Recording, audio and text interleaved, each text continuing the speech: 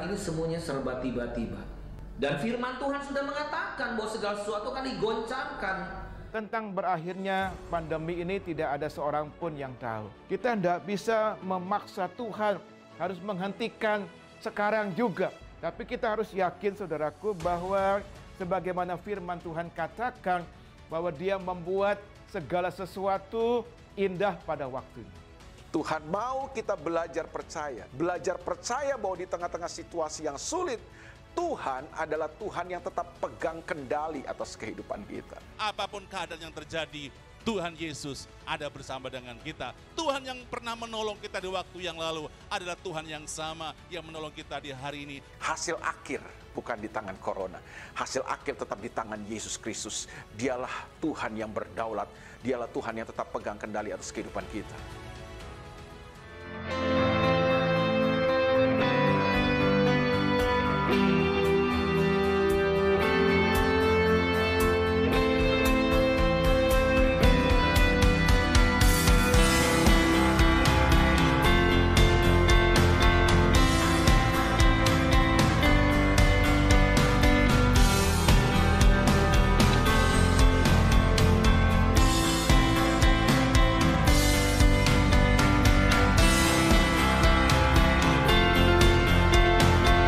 Puji Tuhan.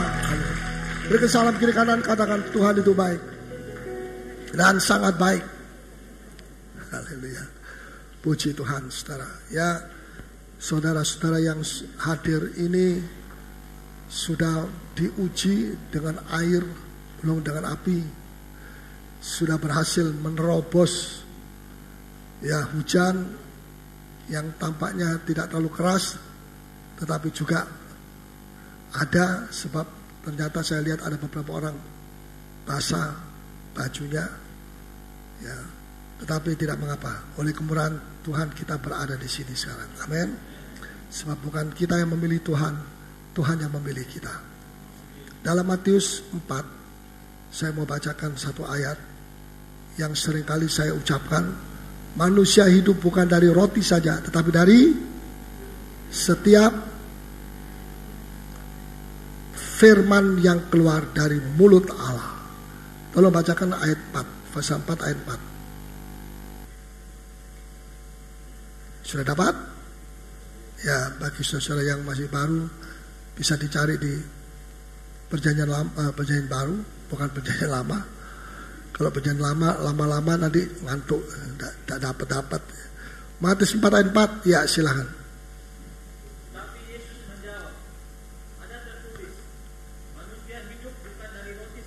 Ya.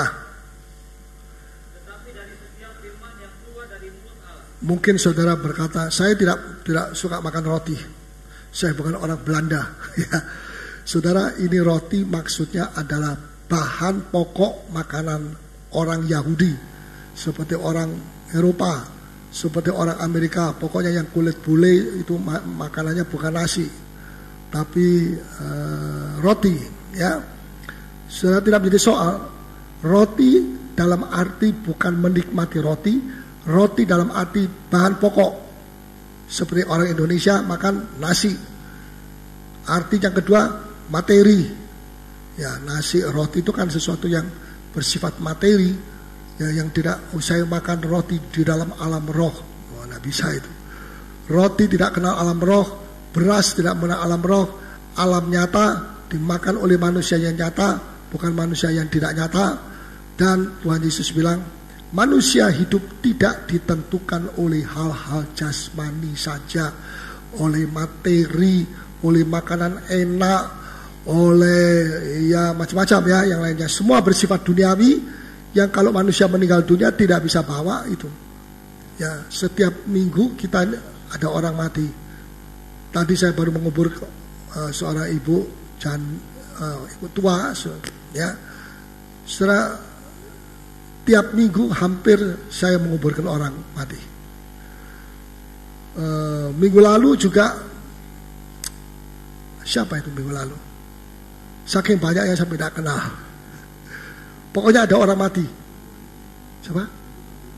Ibu Aling. Ya, saudara. Bahkan ada orang meninggal dunia bukan anggota Petra, tetapi minta dimakamkan oleh gereja Petra. Ya, tidak apa-apa saya bilang. Ada kejadian orang Petra meninggal diambil oleh gereja lain. Ya nggak apa-apa, silakan. Lebih enteng buat saya tidak kubur. Ya, karena saya sudah banyak pekerjaan. Nah, tetapi Yesus menjawab, ada tertulis, manusia hidup bukan dari materi saja, bukan dari uang saja.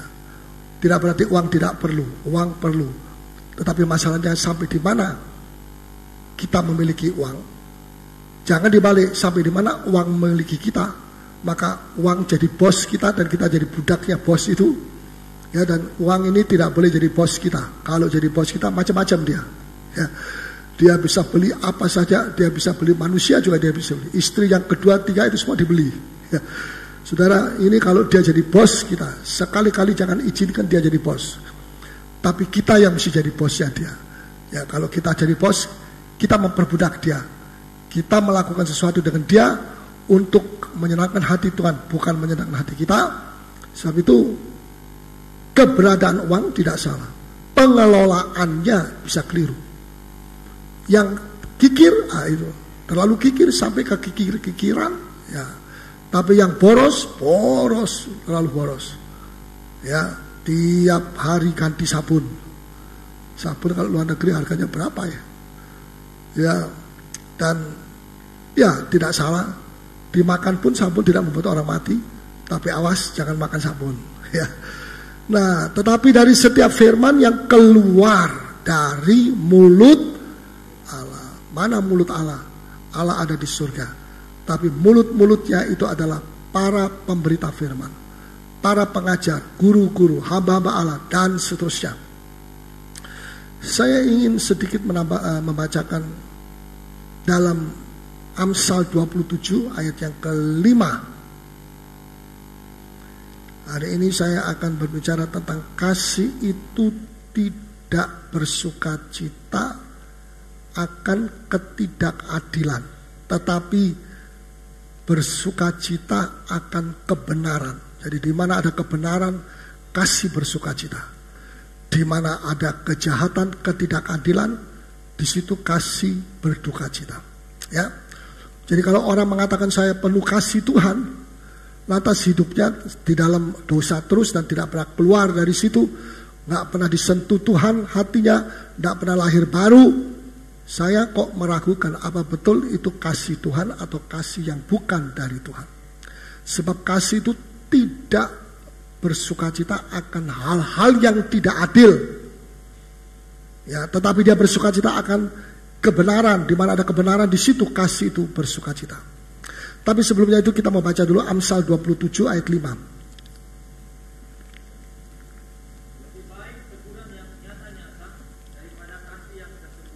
Ya, ini mikrofonnya masih dalam alam roh. Cuma saya yang dengar, mungkin saudara-saudara sudah tidak dengar ya. Coba lagi sekali tolong bacakan, ya. Oh, masih tetap alam roh. Ya. Ya, sudah terus supaya jangan waktunya habis. Ya. Lebih baik teguran yang nyata, yang jelas, panggil 4 mata, atau kena tegurannya Tuhan sendiri.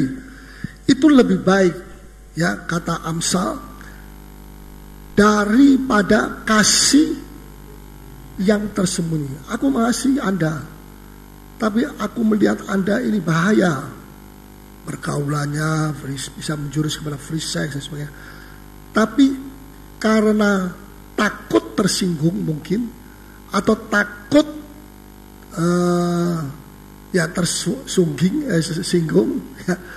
tersinggung, dia diam saja. Ini namanya kasih yang tersembunyi.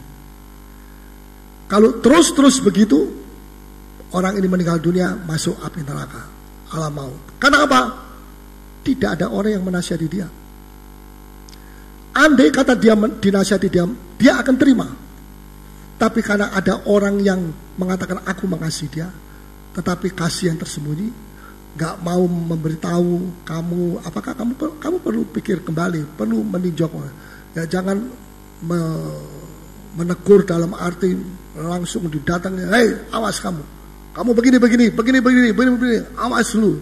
Wah, ya, orang itu bukan dengan kasih, dengan ancaman, ya. Itu masih lebih baik menegur orang yang salah, ya. Dan dia menegur bukan untuk menjatuhkan, tapi di sini bicara tentang kasih.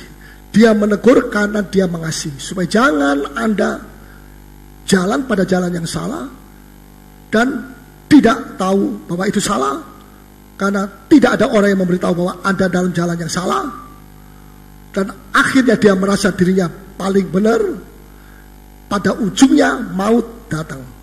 Baru di situ dia sadar, wah ini jalanku tadi itu keliru, ya, keliru. Mengapa aku tidak ada orang yang memberitahu kepada aku? Dia bisa mempersalahkan orang-orang yang tidak memberitahu kepada dia bahwa Anda ada di dalam jalan yang salah, dalam track yang salah. Ya, saudara, itulah sebabnya penting sekali di sini dikatakan lebih baik. Itu kata lebih baik, bukan lebih jelek. Ya, lebih baik teguran yang nyata, tentu dengan hikmat. Ya, tentu ada waktunya yang kita berdoa lebih dulu sebelum menegur, menasehati. Ya, lebih baik, itu lebih baik. Kalau Alkitab bilang lebih baik, ya lebih baik. Kalau orang bilang lebih baik, belum tentu, karena baik untuk matanya dia, tapi di hadapan mata orang lain, wah ini mungkin saya tidak bisa merasa bahwa ini sesuatu yang baik.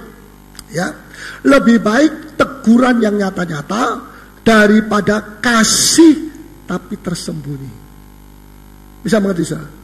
Ya, ada satu ayat, ada beberapa ayat di dalam Amsal. Orang yang tidak mau dinasehati pada waktu masih muda, sehingga dia dibawa kepada satu hidup yang jauh dari Tuhan, hidup yang tidak ada damai sejahtera, dan akhirnya dia maut menjemput dia, dan dia menyesal. Kenapa pada waktu aku masih muda aku tidak mau ditegur oleh guruku, aku tidak pernah mau dengar pengajarku menasihati aku, tapi sekarang sudah terlambat. Tidak bisa. Ada hal-hal yang kita bisa perbaiki hari ini, besok. Bisa mesti tahu ada hal-hal yang kita tidak bisa mendapatkan itu dan memperbaiki itu pada hari esok dan seterusnya. Contohnya seperti ini orang, dia hanya menyesali, mengapa aku tidak mau dengar guruku yang menasihati aku. Aku anggap dia selalu mengancam aku. Aku anggap kalau dia menasihati aku, dia memojokkan aku. Aku anggap kalau dia menegur aku, mau mengintimidasi aku, mau mengurangi kebebasanku, dan sebagainya. Itu semua pemikiran negatif dari seorang yang tidak mau menerima nasihat.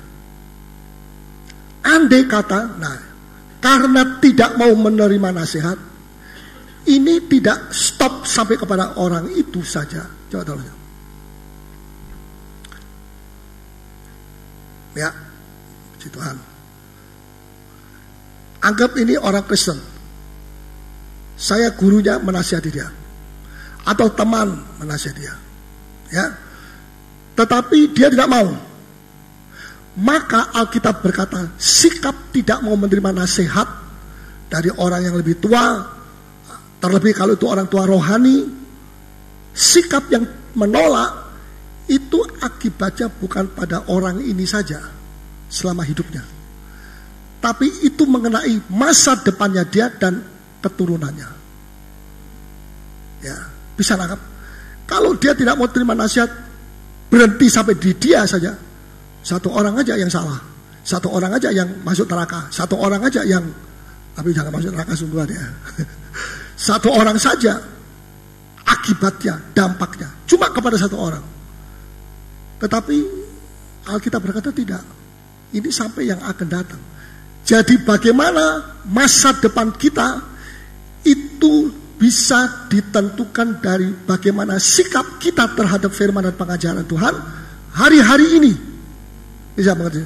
Kalau kita terima nasihat Tuhan, kita terima penghiburan Tuhan, kita terima ajaran Tuhan di dalam firman-Nya yang disampaikan kepada kita, kepada saudara, maka akibatnya ini bukan cuma pada saat Anda hidup, tapi sampai masa depan saudara. Dan anak cucunya juga akan diperhatikan oleh Allah. Karena apa? bapaknya taat sama aku.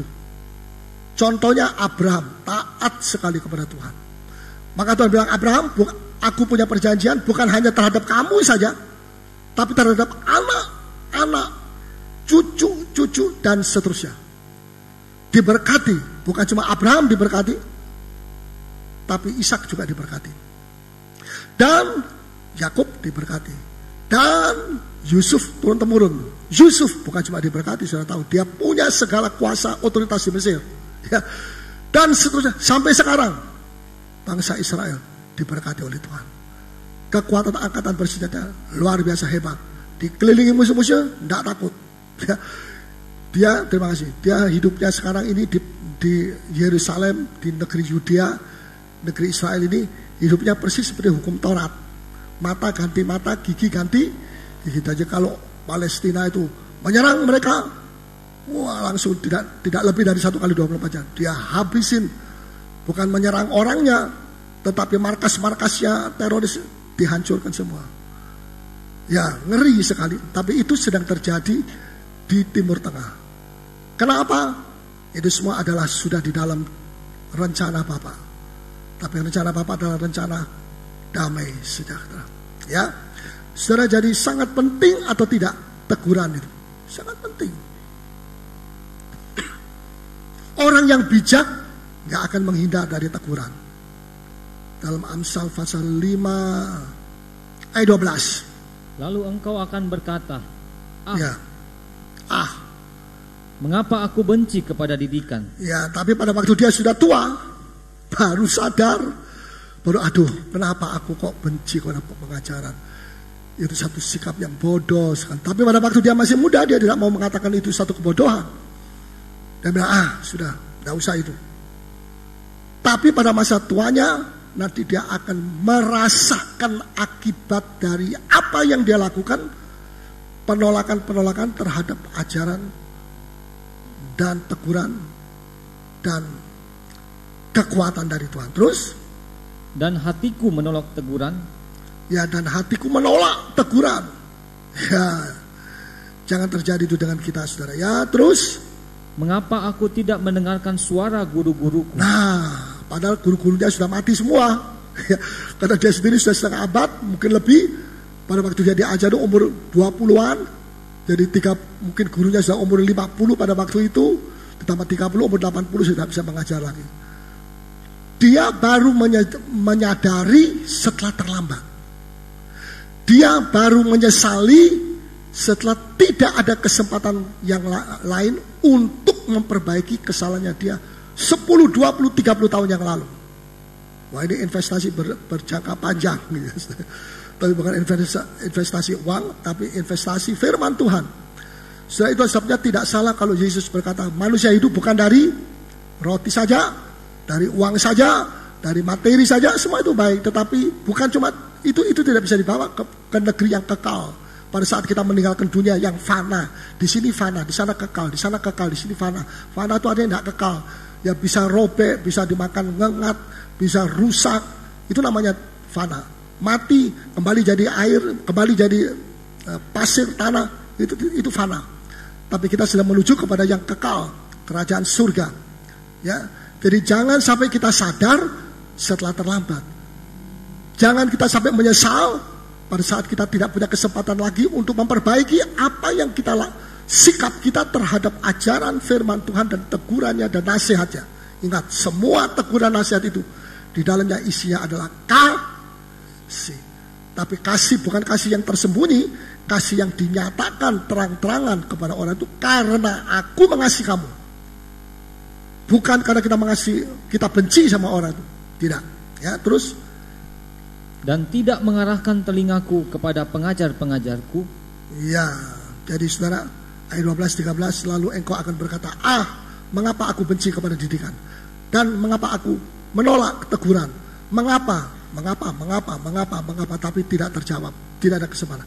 Mengapa aku tidak mendengarkan suara guru-guruku? Menyesal, tapi gurunya sudah tidak ada. Ya. Jadi ada hal-hal yang kita masih bisa memperbaiki, tapi ada hal-hal yang kita tidak bisa memperbaiki masa depan kita karena sikap kita di sini. Jadi Tuhan memperhatikan bagaimana sikap kita ketika kita dinasihati, ketika kita diajari, dan sebagainya. Sebab itu sikap akan menentukan masa depan kita. Ini luar biasa. Ya, apa sudah percaya? Halo? Ya, puji Tuhan. Suaranya kok sayup-sayup. Amin, amin, amin. Haleluya. Saya ingin bacakan. Dan tidak mengarahkan telingaku kepada pengajar-pengajarku. So, ini satu ayat yang bagus sekali. Kita jauh lebih bahagia daripada orang yang menulis surat ini. Kenapa? Dia sudah terlambat, dia baru menyesal. Gak bisa kembali lagi kepada 30-40 tahun yang lalu. Sedangkan kita masih ada kesempatan yang begitu besar, luas, kemurahan Tuhan untuk kita datang diubahkan dari satu hari ke hari yang lain di dalam Kristus dan firman-Nya. Ya, saudara, jadi ada dua macam kasih, yang satu tersembunyi, yang satu nyata. Mana yang lebih baik? Yang nyata. Haleluya, ya, yang nyata. Nah, sebab apa? Sebab Alkitab berkata demikian. Amsal 27 ayat 5. Lebih baik. Ya, saya suka ulang-ulang baca satu ayat itu aja bisa diulangi sampai 5 kali lebih. Dan selalu ada sesuatu yang baru yang kita terima dari. Lebih baik teguran yang nyata atau kasih yang nyata daripada kasih yang tersembunyi. Lebih baik. Mana yang lebih baik? Kasih yang tersembunyi atau kasih yang nyata? Dinyatakan dalam perbuatan, di dalam kasih, di dalam perbuatan baik, tapi juga di dalam teguran, nasihat. Ini kasih yang nyata. Mana lebih baik dengan kasih yang diam-diam saja? Kita tidak menjawabnya. Kasih yang mana dari antara dua? Gak perlu kita tanya sama orang. Ya, sebab kalau kita tanya 10 orang punya 10 pendapat. Kita bingung. Kita tidak ditentukan masa depan kita oleh 10 pendapat dari orang lain. Ya, sebab nanti si A omong begini, si B jawab begini. Lain-lain semua, 10 semua beda. Maka lebih baik, itu kebiasaan saya, kalau saya menghadapi hal-hal seperti itu, saya kembali kepada Alkitab. Back to the Bible. Apa kata Alkitab? Tidak penting apa kata 10 orang. Apa kata Alkitab? Alkitab bilang, kasih yang dinyatakan terang-terangan dalam bentuk seperti tadi, itu lebih baik. Nah, kita terima. Kenapa? Ini bukan pendapat orang. Ini adalah firman Tuhan. Amin. Ada 1000 pendapat orang. Nanti dulu, saya mau tanya dulu, Tuhan, apa pendapat Alkitab? Suara Tuhan, firman Tuhan. Alkitab, firman Tuhan, bukan logosnya, tetapi rimanya. Itu adalah pribadi Allah sendiri.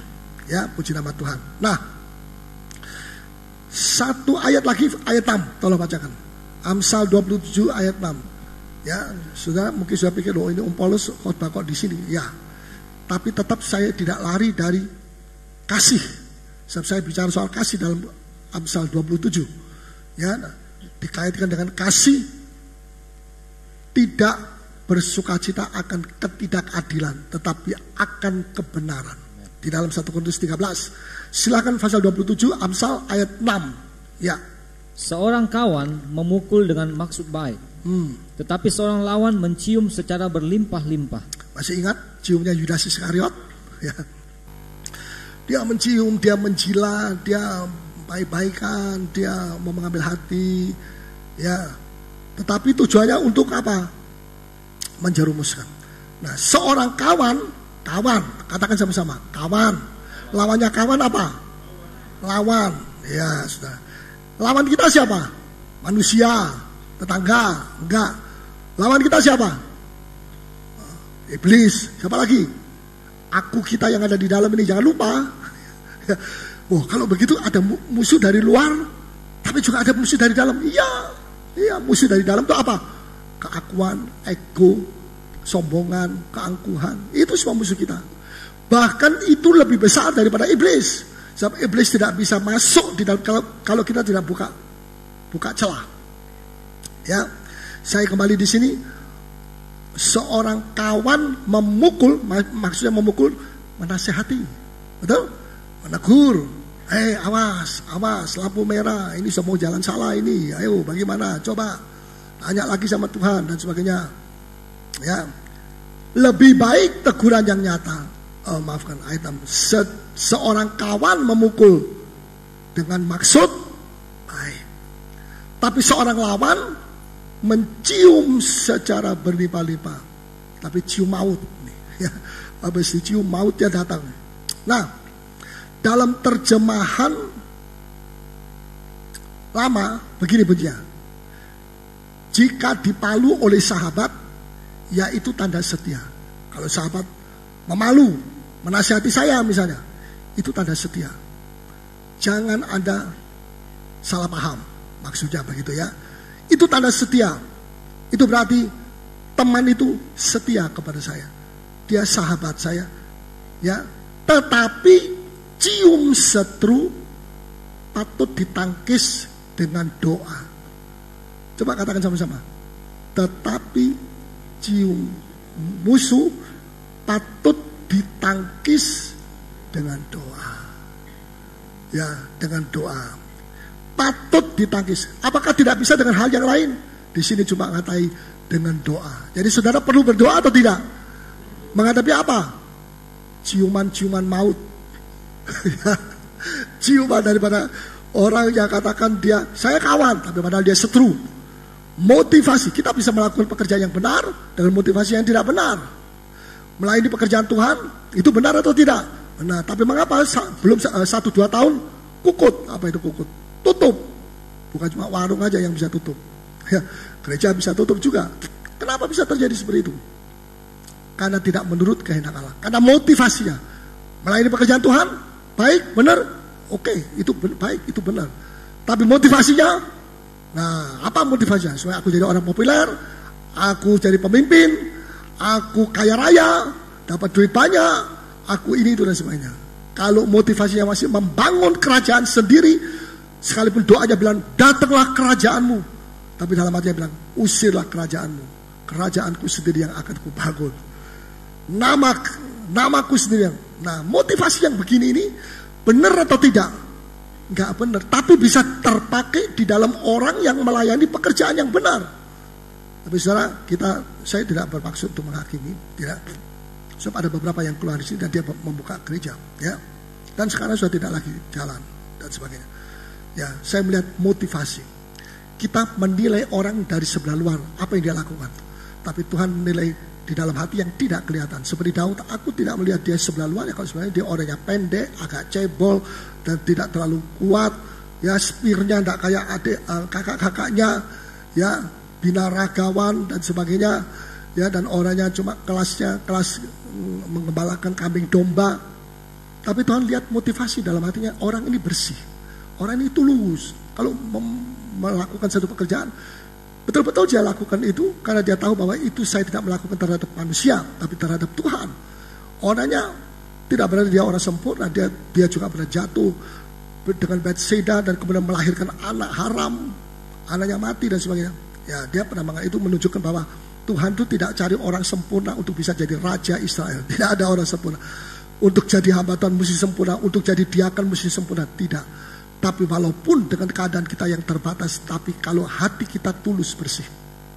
Bisa mengerti? Bisa mengerti? Gereja pecah karena apa? Pemimpin-pemimpin ini punya motivasi begitu, ini punya motivasi gini, ini punya motivasi. Geger, ribut, pecah, habis. Ya, saudara, jadi kita jangan melihat cuma jumlah orang yang datang. Tapi isi gereja Tuhan itu adalah seharusnya seperti ini. Kasih. Ya, dalam ayat 6. Seorang kawan memukul dengan maksud baik. Jadi marah atau tidak? Wah, kamu kok pukul saya? Maksudku baik. Mau marah, tapi pada waktu dia lihat maksudnya baik, gak jadi marah. Ya, tapi seorang lawan atau cium seteru patut ditangkis dengan doa. Ya, tidak ada jalan lain kecuali doa itu saja yang penting. Tolong bacakan ayat 7. Amsal 27 ayat 7. Ya. Orang yang kenyang menginjak-injak madu. Ya. Terus? Tetapi bagi orang yang lapar, ya, segala yang pahit dirasakan manis. Yang pahit dirasakan manis karena dia lapar. Tapi yang tidak lapar sudah makan coto 3 piring, 3 mangkok. Ya, aku tidak mau. Madu pun dia injak-injak. Madu yang manis pun jadi hambar. Enak ya madunya? Enggak. Manis ya? Enggak. Kenapa? Hambar. Kenapa? Perutku sudah kenyang. Kalau aku makan lagi, meletus. Jadi saudara, ada perbedaan antara orang yang merasa dirinya kenyang dan orang yang hatinya lapar. Bisa nangkap saudara? Ya, sama-sama masuk gereja, satu gereja yang sama, memuji sama, ya semuanya sama dan sebagainya. Tetapi yang satu pulang membawa berkat, yang lain tidak bawa. Berkatnya ditinggal di sini untuk Paulus. Kenapa bisa terjadi? Jawabannya satu. Dia hatinya kosong. Hatinya tidak lapar kepada Tuhan. Ya, yang ini hatinya lapar.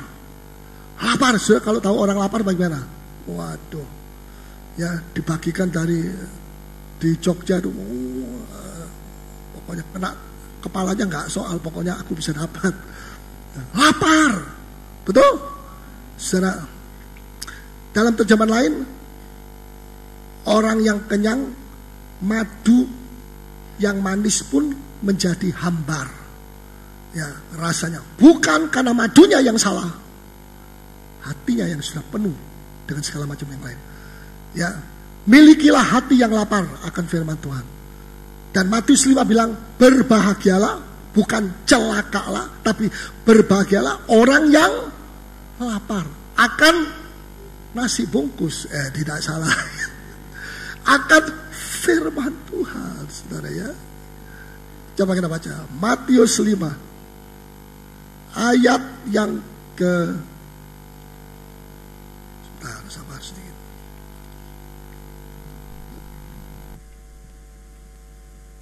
6 ayat 6. Berbahagialah ya. Berbahagialah orang yang lapar dan haus akan kebenaran. Apa Tuhan bilang? Celakalah, berlapis-lapis celaka, terkutuklah, enggak. Berbahagialah orang yang lapar akan kebenaran. Firman Tuhan, kebenaran, firman Tuhan. Berbahagia, saudara lapar atau tidak? Saudara berbahagia. Katakan kepada kiri kanan, aku bahagia. Tapi kalau enggak lapar, jangan bilang aku bahagia, dusta.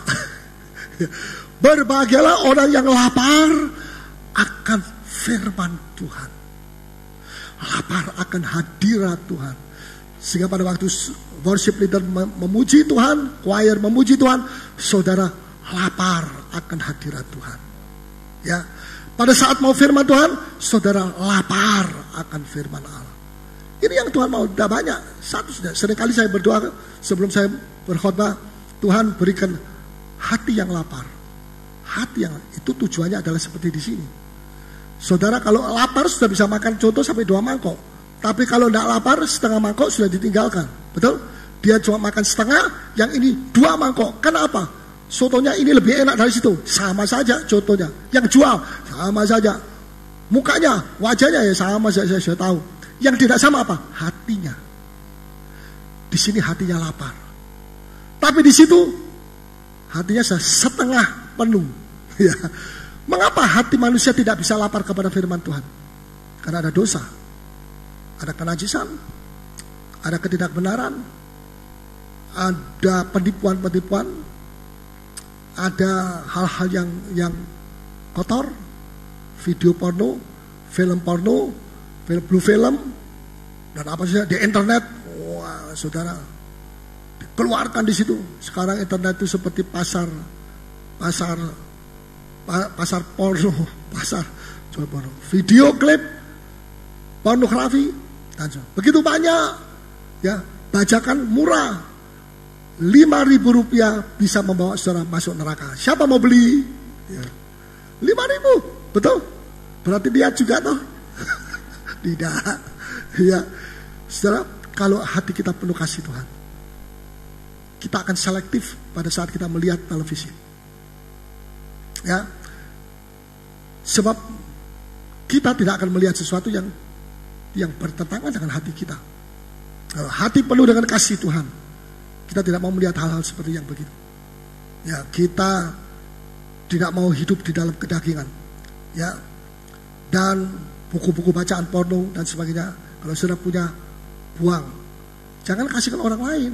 Saudara tidak mau melakukan, orang lain disuruh melakukan. Saudara tidak jadi masuk neraka saudara karena sudah buang, karena sudah kasihkan orang. Orang itu masuk neraka, ganti saudara. Jadi jangan dikasih orang lain. Mesti diapakan? Diabu bakarkan. Maafkan, bukan abu bakar.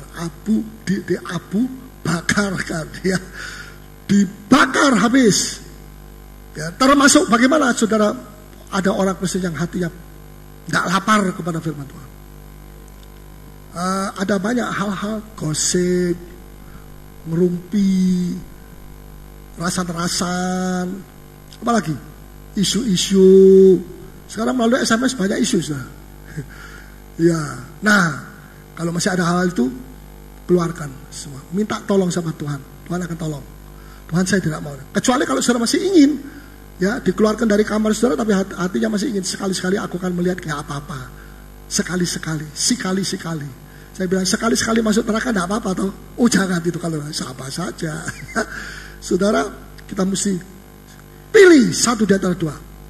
Ya, sebab bagi orang yang hatinya lapar kepada firman Tuhan, firman itu manis, dia makan.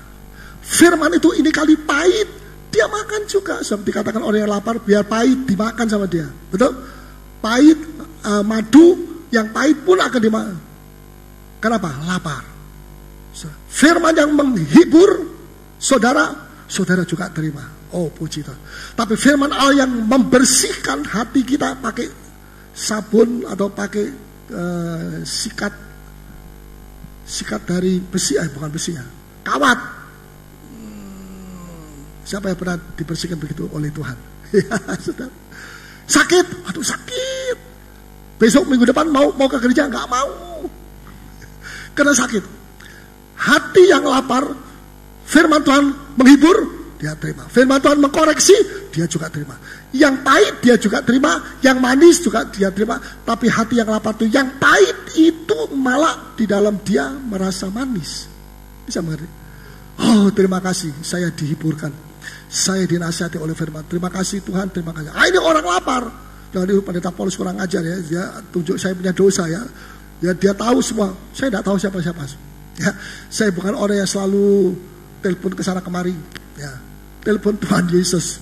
Mereka yang lain melakukan. Nah, ya jadi jangan cuma mau terima yang menguatkan saja, tapi yang membersihkan, firman yang membersihkan. Kita juga terima. Kita perlu juga ini. Ya, mungkin ada orang saya tidak perlu firman Tuhan yang seperti begini. Ya. Tapi tulis saja, catat saja di dalam hati saudara, suatu ketika Anda akan sampai kepada satu keadaan di mana, iya, diingatkan kembali firman tanggal berapa sekarang? Tanggal 2 Juni jam 7:30 kurang 3 menit, firman Tuhan dilayani oleh pendeta Paulus Yedidia yang pakai gini-gini dan sebagainya.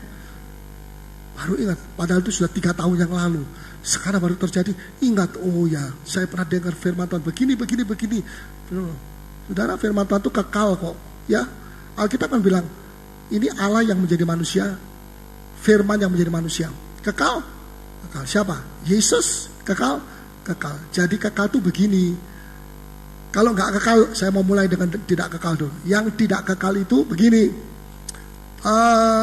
Ini obat misalnya, ada expire. Expired itu hanya batas nggak berlaku lagi. Ya, jangan dimakan lagi, jangan diminum lagi. Batasnya misalnya tanggal 1 Juni kemarin.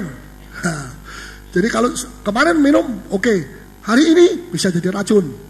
Kemungkinan tidak harus 100%. Nah, kenapa begitu? Karena ini barang tidak kekal. Ya, lewat waktu berapa tahun ini jadi racun. Jangan makan, makanya mesti dikasih expire atau di bawah sini ada tanggal berapa, bulan apa, bukan tanggalnya, bulan apa, tahun apa. Kenapa? Fana, betul? Sementara, tidak kekal. Tapi firman Tuhan kekal. Adakah dalam firman Tuhan ini ada satu ayat mengatakan, perhatikan firmanku ini ada expire sampai tanggal 1 Juni. Pernah baca? Tidak pernah baca karena memang tidak baca. Tidak ada. Oke. Jadi berarti tidak ada expire. Betul? Di sini banyak salesman punya apotek, punya bos-bos. Ya, betul apa tidak saya? Kalau tidak, angkat tangan, protes. Betul, saudara. Tapi firman Allah tidak pakai expire. Kenapa? Kekadaannya tidak dibatasi dengan berapa tahun. Sekian tahun sudah tidak berguna lagi, ini buang aja. Oh, firman Tuhan ini berguna sampai 10 tahun. Setelah itu buang aja di tong sampah. Enggak, tidak ada expire. Berlaku sampai selama-lamanya. Luar biasa, saudara ya. Puji Tuhan. Nah, milikilah ya hati yang lapar. Ya, dan firman-Nya menguatkan akan saudara makan. Firman yang membersihkan sakit rasanya juga saudara makan. Bukan cuma firman yang memberkati saudara dengan berkat ekonomi, dengan berkat bisnis, tetapi juga firman yang menguduskan saudara, memulihkan keluarga saudara. Itu juga saudara terima. Bukan firman yang cuma membangun iman kita terima. Oke, tapi firman yang mengkoreksi kita juga terima. Apa sebabnya? Yang pahit juga diambil, yang manis juga diambil. Kenapa? Hatinya lapar kepada Tuhan. Dan saya percaya hati lapar itu adalah langkah pertama untuk saudara dipulihkan, untuk saudara ditolong oleh Tuhan. Percaya, Tuhan tidak akan menolong orang yang tidak punya rasa butuh sekali sama Tuhan. Seperti murid-murid Tuhan, mereka tidak merasa butuh sama Tuhan. Tuhan Yesus di mana? Tidak jauh, dekat, tapi apa? Tidur. Kenapa? Bukan pentidur kelas berat, bukan. Karena dia tidak dibutuhkan. Mereka semua pakai pikirannya, otaknya, hatinya yang sudah merasa dirinya hebat.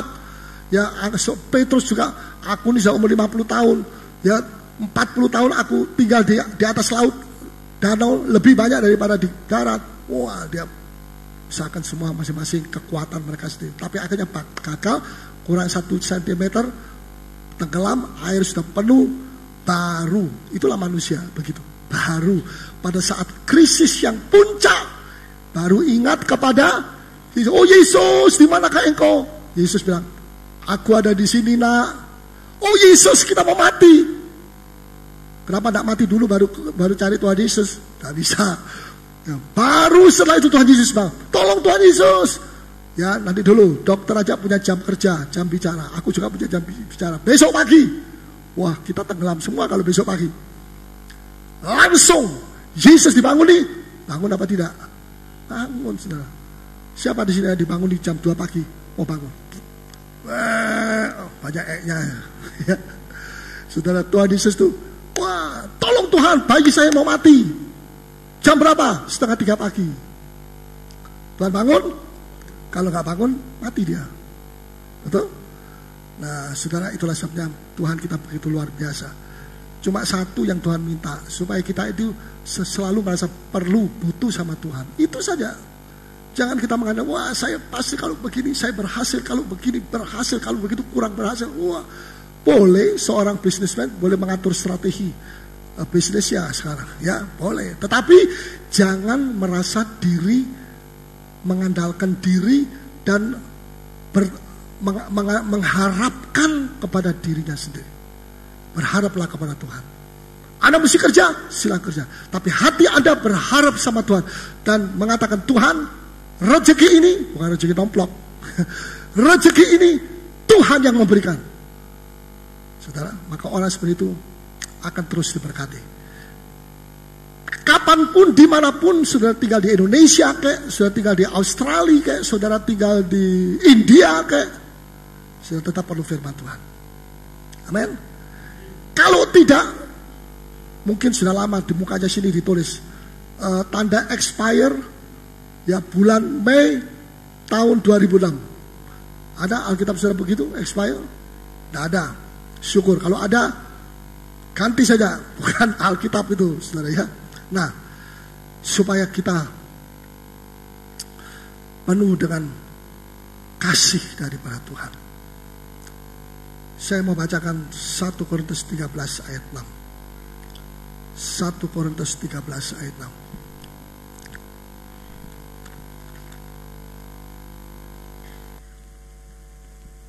6. Ini baru tadi ya, pemahaman Alkitab. Jadi jangan bosan-bosan membuka Alkitab. perlu sekali kita membuka Alkitab. Ya.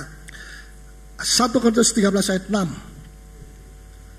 Ia tidak bersuka cita karena ketidakadilan. Ya. Tetapi karena kebenaran. Ya, tetapi karena kebenaran. Katakan sama-sama. Tetapi karena kebenaran. Lagi sekali. Tetapi karena kebenaran. Dia tidak bersuka cita akan ketidakadilan, tetapi dia bersuka cita akan kebenaran. Mengapa kadang-kadang sukacita kita itu seperti hilang? Ada kemungkinan banyak hal-hal yang tidak dalam kebenaran sedang Anda kerjakan. Ada dosa, ada keakuan, kesombongan, ya, atau Anda mulai menyimpang dari jalan Tuhan, ya, mulai menyimpang dari rencana Tuhan. Nah, di situ mulai terasa tidak ada sukacita. Ada orang lain mau dia bersukacita ketika dia dinasehati nasihat yang sederhana dan penting untuk dia. Wah, hilang sukacitanya. Kenapa kok tidak sukacita lagi? Saya baru ditegur sama Paulus atau ini atau itu. Ya, saudara, itu kesombongan. Ya, sebab orang yang rendah hati itu ditegur pun tidak boleh sukacita hilang.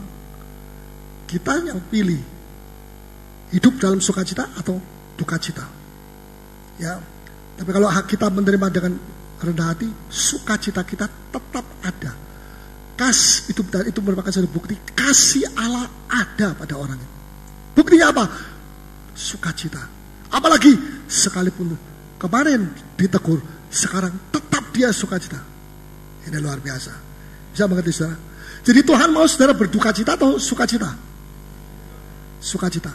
Apakah Tuhan mau supaya sebagian besar hidup saudara itu dipenuhi sukacita atau duka cita? Sukacita? Mana ayatnya? Ada ayatnya, nanti akan saya jelaskan. Ya, dengarkan satu statement yang saudara mesti mengerti, bahwa Tuhan punya rencana hidup paling besar, sebagian besar dari hidup saudara itu supaya ada sukacita. Itu rencananya Tuhan. Bisa mengerti? Bukan begini, rencana aku sebagian besar dari hidupmu Paulus dukacita. Ada sukacita kecil-kecil, sedikit-sedikit saja. Itu bukan mau daripada Tuhan, ya. Tapi mau Tuhan supaya kita lebih banyak bersukacita. Tapi tidak berarti tidak ada ujian, tidak ada percobaan. Ada percobaan, ada ujian. Mungkin karena ujiannya begitu berat. Aku tidak tahan, Tuhan, tolong Tuhan, kasih karunia-Mu, tambahkan kepada aku. Mungkin karena percobaannya begitu berat, besar, untuk sesaat, mungkin untuk setengah hari itu, saudara terobsesi dengan duka cita karena percobaan ini. Yang mungkin saudara pikir melampaui kekuatan saya, tetapi Tuhan bilang tidak. Semua percobaan di bawah daripada, ya. Nah, mungkin saudara setengah hari itu duka cita. Tapi setelah sadar, Tuhan tolong saya, sukacita dikembalikan. Sekalipun percobaan belum selesai. Ada yang tunggu sampai selesai, ya tunggunya sampai kapan? Kalau tunggunya sampai 5 tahun, berarti 5 tahun tidak sukacita, mengeluh terus, bersungut terus, mengomel terus, tapi pergi gereja terus, dengan firman tetapi masuk sini keluar sini, tidak. Ya, ada batasnya. Sekalipun ada percobaan, maka kita merasa diri kita agak hilang duka cita, tapi setelah kita kembali kepada Tuhan dan kita pasrahkan hidup kita, sukacita mengalir lagi. Sekalipun ujian belum selesai. Bisa nangkap? Di sini perbedaannya antara sukacita dunia. Sukacita dunia tidak bisa datang kalau saudara habis dirampok, ya, tepaknya apa tepak ini, dompetnya dia ambil orang, kecurian, ya, bisnisnya rugi, nggak bisa sukacita, duka cita terus. Tapi Tuhan tidak mau seperti itu. Tuhan mau tetap sukacita. Kalau tunggu percobaan selesai baru sukacita, makanya Yakobus bilang, bersukacitalah kamu, hei saudaraku, Ya, saudara-saudara, anggaplah sebagai satu sukacita. Di sini kebahagiaan, sukacita. Apabila kamu jatuh dalam percobaan. Ya, jadi Tuhan mau sebagian besar hidup kita ini hidup dalam sukacita. Bukan berarti Tuhan bermaksud supaya tidak ada cobaan. Tetap cobaan tetap ada. Kalau kita tidak mengalami percobaan, kita tidak mengalami peperangan rohani, kapan kita dilatih? Iman kita dilatih, pengharapan kita dilatih, ketekunan kita, kesabaran kita dilatih. Ya, merasa butuh kita kepada Tuhan dilatih. Betul? Kalau nggak ada perang, ya kita tidak perlu latihan tembak, latihan pakai dan sebagainya, helm dan sebagainya. Karena itu iblis belum ditangkap oleh Tuhan. Nanti ada waktunya, sudah dekat sekali. Ya, kenapa? Tuhan mesti beri kesempatan sedikit kepada iblis supaya anak-anak Tuhan jadi laskar yang luar biasa. Amin. Puji Tuhan. Mari kita bacakan di dalam 2 Korintus pasal yang ke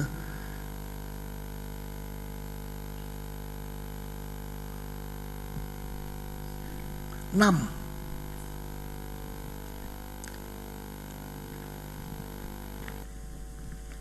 Ayat 1 dulu.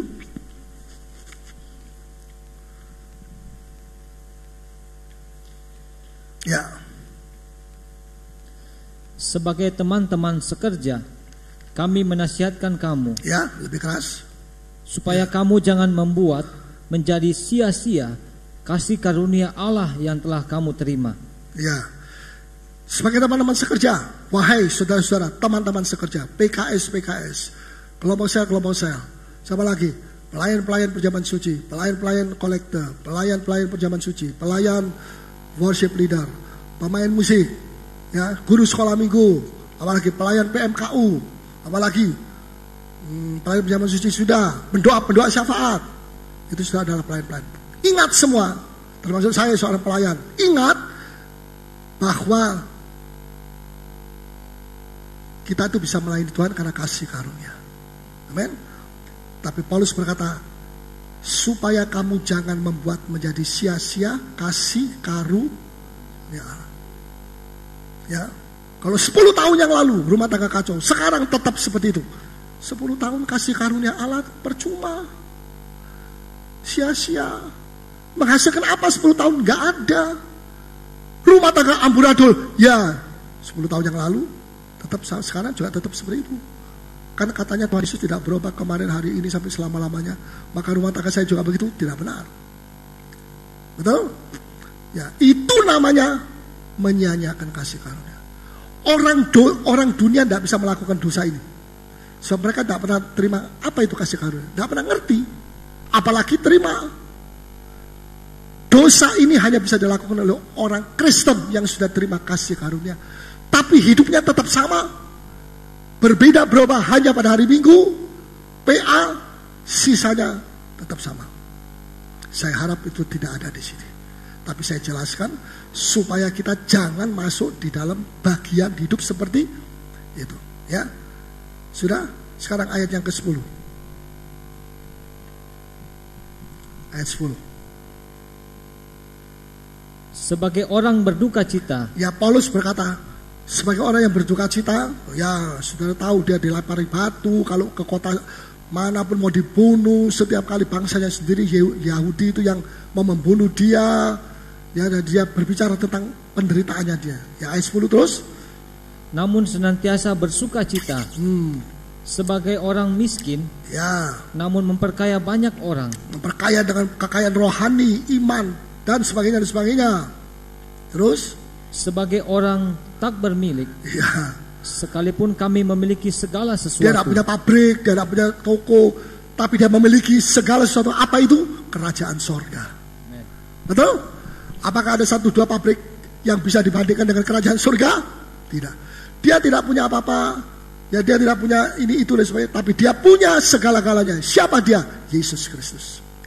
Hanya satu kata yang saya minta perhatian saudara, ya. Makanya Alkitab itu tidak pernah membosankan. 40 tahun saya menjadi hamba Tuhan, ya, Alkitab satu saja ini yang saya putar-putar, ya, tetapi selalu ada satu ayat lagi yang baru bagi saya, ya. Padahal sudah 40 tahun, kalau tidak ada pembaruan, tidak ada wahyu-wahyu yang baru, saya ngaku bukan saudara lebih dulu yang bosan, saya lebih dulu yang bosan. Kenapa? Bukunya sama, tapi ini buku ajaib. Amin. Bisa menolong saudara, bisa menghibur saudara. Ya, saudara cinta firman Tuhan, saudara cinta Tuhan Yesus. Apa buktinya? Cinta firman Tuhan. Karena firman ini adalah sudah menjadi dalam terjemahan sehari menjadi manusia. Siapa dia? Yesus. Jadi Yesus itu firman. Ya, firman yang menjadi manusia. Yohanes 1 ayat 14. Firman, itulah Yesus, sudah datang ke dunia dan menjadi manusia. Ya. Yohanes 1 ayat 14. Nah, saya tidak bermaksud untuk itu, nanti waktunya habis. Ya. Saya minta perhatian saudara ayat 10a saja. Sebagai orang berduka cita, namun senantiasa bersuka cita. Perhatikan kata senantiasa. Apa ada juga kata itu dipakai oleh Paulus untuk yang berduka cita? Ya, misalnya begini, sebagai orang yang senantiasa berduka cita, sekali-sekali bersuka cita. Kalau Natal dapat hadiah, itulah sukacita. Hadiahnya ketika dibuka, big. Iya, saudara. Apakah itu namanya sukacita? Sekali-sekali yang senantiasanya itu berduka cita. Dibalik sama Paulus, tidak. Sebagai orang berduka cita, dia jujur. Dia memang mengaku kok, kemana saja saya pergi saya bisa hati-hati, kalau tidak saya dilempari batu, kalau tidak dari depan, dari belakang, dari atas, dari bawah, kiri, kanan, ke belakang. Ya. Jadi dia selalu waspada menghadapi bangsanya sendiri yang keras kepala ini, lebih keras lagi kepalanya. Ya. Dan dia mengaku, saya orang yang berduka cita sebab banyak musuh-musuh saya. Ya. Namun walaupun di satu sisi aku berduka cita, namun senantiasa bersuka. Kenapa kok ada kata senantiasa? Ini 40 tahun saya tidak baca begini, baru sekali. Kenapa bisa ada kata senantiasa? Karena itu sedikit, duka citanya cuma sedikit. Tapi yang sukacita ini senantiasa. Seharusnya sebagian besar hidup saya dan saudara itu penuh sukacita. Jangan dibalik. Paulus bilang senantiasa berduka cita. Aku ini senantiasa berduka cita, selalu berduka cita, dan sekali-sekali bersuka cita. Waduh, orang Kristen lebih malang daripada orang dunia. Bukan Malang-Malang, kota Malang, saudara ya. Nah, saya bersyukur, saya bilang amin. 40 tahun saya melayani Tuhan, baru sekarang dibuka, dan saya percaya pada hari yang akan datang masih ada banyak hal yang dibuka oleh Tuhan. Padahal ini bukan kitab baru bagi saya. Tahun 58 saya sudah baca habis. Ya, umur 14 tahun. Dari perjanjian lama sampai perjanjian baru 2 kali saya baca. Tapi tidak pernah sama, selalu baru. Ya, jadi saya bersyukur, terima kasih Tuhan. Sebab Tuhan mau supaya kita senantiasa bersuka cita. Walaupun ada percobaan. Ya, mungkin hebat percobaannya. Untuk sedikit waktu, 1-2 hari, mungkin ada berduka cita, ada kematian ini, itu, dan sebagainya. Misalnya. Tapi setelah itu, saudara kembali lagi, yang normalnya Tuhan mau. Orang Kristen yang normal itu adalah orang yang hidup senantiasa bersuka cita. Sebagian besar hidup kita mesti dipenuhi dengan suka. Duka cita, ya ada, salib itu ada, tetapi itu kecil. Kenapa kecil? Karena Kristus ada di dalam saya. Mengapa kecil di muka saya? Karena saya pakai kacamata Kristus, tidak kacamatanya Paulus. Kayak penerbang aja kalau beda. Tapi kacamata Kristus. Saya lihat seperti Kristus melihat. Dan tidak ada percobaan yang hebat bagi Tuhan Yesus. Semua percobaan pernah dialami. Saudara, pernah manusia mengalami. Saya bersuka cita kepada Tuhan. Terima kasih Tuhan, bahwa Engkau Allah yang baik dan Engkau adalah Allah yang luar biasa. Ya, saudara, apa saudara bangga memiliki Tuhan Yesus? Kenapa? Wah, saudara, luar biasa. Ya. Contohnya Hana, ibu dari Samuel. Bagaimana Hana? Dia dimadu oleh istri kedua. Istri kedua. Namanya Penina. Siapa di sini namanya Penina? Coba angkat tangan. Tidak ada? Siapa namanya Hana? Angkat tangan. Nah, ada orang namanya Petrus. Pendek terus. Tidak apa-apa. Petrus yang sudah bertobat. Rohaninya tidak pendek. Ya. Saudara, Hana ini Suaminya namanya siapa? Elkana. 2 istri, tiap tahun pergi Yerusalem, ada pesta Paskah, ya, bawa Penina anaknya 7, bayangkan saudara, banyak sekali. Hana anaknya 0, gak punya anak. Kemudian setelah mereka makan, ya, Penina ini suka ngolok-ngolok, cuma wanita mandul, ya, selalu menghina begitu. Ya, tapi Hana sabar. Dia serahkan semua kepada Tuhan. Penghinaan manusia dia teruskan sama Tuhan. Engkau lebih tahu daripada saya. Ya, puji Tuhan. Habis makan, Hana pergi menyimpang ke satu tempat yang sepi. Di situ dia menangis. Berlutut. Sudah mau berlutut? Nanti aja, jangan sekarang. Komat kami tapi tidak ada suara. Imam Eli yang sudah hilang, Roh Kudusnya sudah hilang karena tidak sungguh-sungguh. Lihat ini wanita mabuk. Mungkin dia juga sering mabuk. Dia ukur mabuk. Dia bilang, hei wanita, jangan terus mabuk, berhenti, buka mata. Dia buka mata. Tuan Eli, saya bukan seorang wanita yang mabuk. Saya memang mabuk Roh Kudus. Tapi saya seorang yang sedang mencurahkan isi hati saya kepada Tuhan. Kenapa? Saya mandul, gak punya anak. Terus suami saya ambil istri kedua. Karena kesalahan saya gak bisa punya anak, maka dia bebas dapat istri kedua. Anaknya sudah 7 sempurna. Saya 0. Saya sering dimaki-maki, dicemohkan. Walaupun dia istri muda, berani mati. Kurang ajar sama saya. Ya, gak apa-apa, tapi saya mencurahkan isi hati saya. Eli bilang, oh begitu ya, kamu bukan mabuk, maafkan dia. Terus Imam Eli berkata, walaupun dia sudah tidak ada ulama, tapi Tuhan bisa pakai siapa saja. Tuhan bisa pakai keledai pun bisa. Hei wanita, berbahagialah engkau. Tuhan sudah dengar doamu. Tuhan sudah menjawab doamu. Terima kasih Tuhan. Kemudian Hana bangun, pergi ke air, tidak ada air di sini, ada air ini, ya,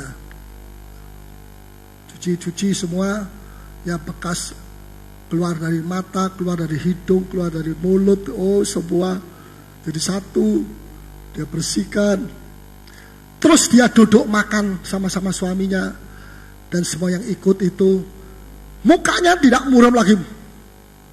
Kayak provokator. Mukanya bersinar. Loh, apa-apaan ini kamu? Tadi kamu baru menangis-menangis walaupun tidak ada suara komat kamit. Sekarang kok sukacita? Padahal kamu belum diberi anak bayi di dalam kandunganmu. Kenapa? Tadi cuma 1 jam menangis. Sekarang sampai seterusnya dia bersukacita. Sampai pulang kampungnya, sampai lahir anaknya Samuel, nabi yang besar, sebagian besar, dan dia diberi 4 anak lagi, jadi 5 anak semua. Luar biasa deh. Ya, dia penuh sukacita. Persis firman Tuhan tadi. Ada duka cita, ada percobaan, ada, tetapi sedikit pada waktu masih baru kena shock. Tapi setelah itu kembali hidup kita. Sebagian besar hidup kita harusnya penuh sukacita. Kalau ada saudara bilang, ya saya kok enggak ya? Saudara periksa diri. Tuhan tuh kalau ngomong benar, enggak salah. Kalau saudara kurang berharap, maka hati saudara penuh apa? Penuh kekurangan sabar, bimbang, kecewa, khawatir. Nah ini saya mau bicara, khawatir.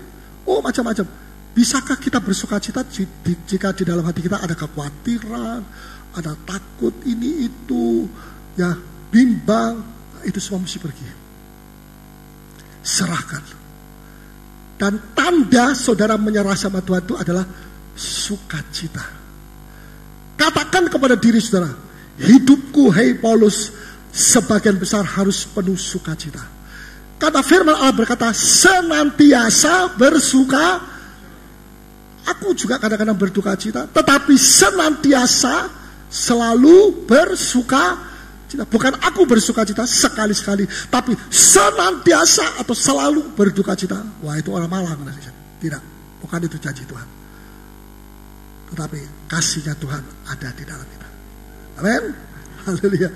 Ada nyanyian diolok dan disindir dan